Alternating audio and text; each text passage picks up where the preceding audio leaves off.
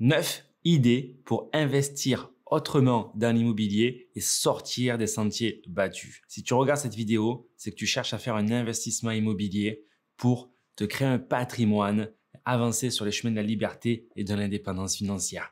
Alors, je vais te donner 9 façons d'investir de manière atypique de façon à ce que tu évolues rapidement sur les chemins de la liberté et de l'indépendance financière. Avant de rentrer dans les détails, je m'appelle Julien Malingo, je suis le directeur de l'école des investisseurs et nous, tous les jours, avec mon équipe, on accompagne des centaines de personnes à investir dans l'immobilier à très haute rentabilité pour se créer 1000 € de bénéfices nets par mois dès le premier jour de location. C'est possible partout en France pour tous les budgets. Si tu veux en savoir plus, regarde sur Internet, Investpreneur ou en description de cette vidéo, tu trouveras pas mal d'exemples de projets déjà réalisés. La première façon pour investir dans l'immobilier à haute rentabilité et commencer à générer du cash flow et ainsi sortir des sentiers battus par rapport aux investissements immobiliers qui pouvaient être faits il y a 10 ans en arrière ou il y a 15 ans ou il y a 20 ans en arrière où il fallait attendre la fin du crédit pour commencer à faire du cash. Et simplement, la façon la plus facile, c'est d'acheter des appartements en copropriété dans l'ancien, dans lequel on va faire un petit peu de travaux. C'est des biens au-dessous des 100 000 €. Facile, accessible pour tout le monde.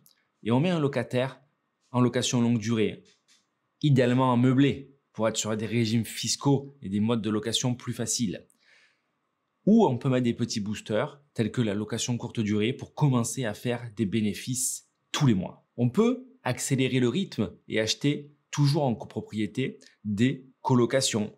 Et là, on va avoir plusieurs colocataires qui louent plusieurs chambres dans le même appartement et ça va avoir le même effet booster pour maximiser la rentabilité puisqu'on va avoir 2 locataires par exemple qui vont payer le crédit, un qui paiera les charges et un autre qui laissera du cash flow. Donc si c'est 450-500 € la chambre en colocation, ça fait 450-500 € de bénéfices nets par mois et tout le reste c'est payé. Un petit peu plus complexe, on peut acheter des maisons pour les louer en colocation ou en location saisonnière, Airbnb, comme on l'a vu précédemment. Là, il n'y a plus de copropriété, vous êtes seul maître à bord, c'est-à-dire que c'est à vous d'assumer les risques de travaux de la toiture, de la façade, d'entretien, mais vous serez aussi beaucoup plus à l'aise à gérer votre budget. Si vous maîtrisez un petit peu mieux ces éléments-là, la rentabilité, elle sera beaucoup plus forte. Vous êtes capable de provisionner quand vont devoir être faits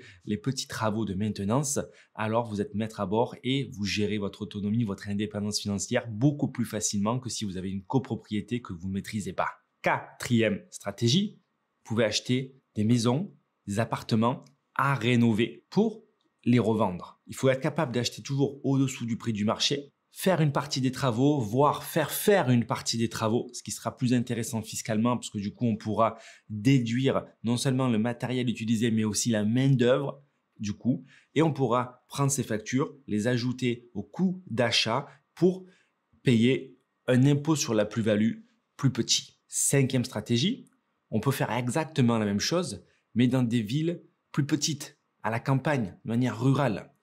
Souvent, on va même acheter des fermes, les retaper de manière très qualitative et avoir ainsi de plus grosses plus-values. Ça nécessite néanmoins de mieux maîtriser, mieux connaître le secteur et les règles d'urbanisme. Sixième stratégie, on peut faire la même chose, on achète des maisons, sauf qu'à l'intérieur, on ne va pas uniquement la rénover, on va créer plusieurs lots à l'intérieur. Ça peut être à la campagne, ça peut être en périphérie de villes moyennes. Et là, on peut les louer en location longue durée ou même en location courte durée ou en colocation. On peut très bien avoir au rez-de-chaussée de la longue durée, des petites colocations au premier étage et des locations courte durée au dernier étage. Ça, c'est typiquement nos stratégies d'investissement préférées que nous, on adore au sein de l'école des investisseurs parce que ça génère au minimum à chaque fois, partout en France, pour tous les budgets, 1000 € de bénéfices nets par mois dès le premier jour de location. C'est des plus-values indécentes qui vont au-delà des 50 000 €,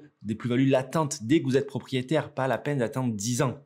Si tu veux en savoir plus au sujet de cette stratégie, je te rappelle qu'en description de cette vidéo, tu peux prendre un appel téléphonique avec un des membres de mon équipe qui t'expliquera tous les détails pour que tu puisses appliquer cette méthode d'investissement qui, selon moi, est la plus puissante, la plus efficace, la plus économique, la moins risquée. Septième stratégie est liée à l'immobilier commercial. À ce jour, c'est très facile d'acheter. Pourquoi? Merci Covid. Il y a énormément de commerces qui deviennent vacants. Avec le télétravail, il y a énormément d'entreprises qui n'ont plus besoin de bureaux. Donc, c'est beaucoup plus facile d'acheter ce type de bien aujourd'hui qu'il y a quelques années. La question qu'on peut se poser, c'est est-ce que ça se louera aussi facilement? Et ça va dépendre de ton étude de marché et du dynamisme de la ville dans laquelle tu vas investir. Évidemment, au plus ça sera dynamique, au plus ça sera cher, au moins tu auras de rentabilité. Huitième stratégie, c'est investir dans l'immobilier alternatif.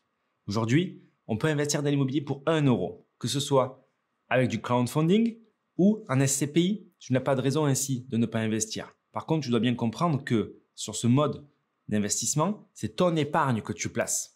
Alors qu'avec tout ce que j'ai dit précédemment, on peut utiliser l'effet de levier de la banque. Neuvième façon d'investir dans l'immobilier est d'investir à l'étranger. Aller sur des marchés porteurs dans d'autres pays qui sont à bas coût et qui sont en croissance. Par contre, il faut bien maîtriser la géopolitique et la fiscalité. L'Europe de l'Est, en ce moment, c'est peut-être pas forcément la meilleure des idées. Il faut bien maîtriser la fiscalité. En France, on maîtrise les impôts, on maîtrise la comptabilité, on maîtrise le financement.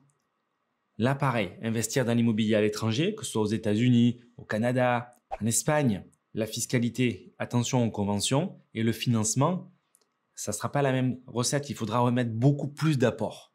C'est pour ça que les techniques que j'ai mentionnées en début sont accessibles à tout le monde. À partir du moment où vous avez des revenus stables et de l'épargne de sécurité, vous avez accès au magnifique effet de levier que la banque peut vous procurer pour vous enrichir. Il ne vous appartient plus qu'à choisir une des méthodes que je vous ai citées pour commencer à constituer votre patrimoine rentable dès le premier jour de location. Là, il faut bien comprendre qu'on est face au plus gros transfert de richesse du temps parce qu'il y a un transfert de propriétaires qui sont en train de vendre puisque c'est la crise, ils ne peuvent plus louer leurs biens. Ils sont obligés de faire des travaux, ils n'ont pas l'argent pour le faire, donc ils vendent. Il y a moins d'acheteurs avec les taux qui augmentent, moins de capacité de financement. C'est donc le meilleur moment pour vous pour acheter dans l'immobilier, dans l'ancien. Si vous avez des questions par rapport à toutes ces stratégies, n'hésitez pas à les poser. Regardez sur notre site internet, il y a pas mal d'exemples de projets aussi qui peuvent vous donner des idées sur ce qu'il est possible de faire. C'était Julien Malengo, je vous retrouve prochainement pour une prochaine vidéo avec grand plaisir. Ciao, ciao.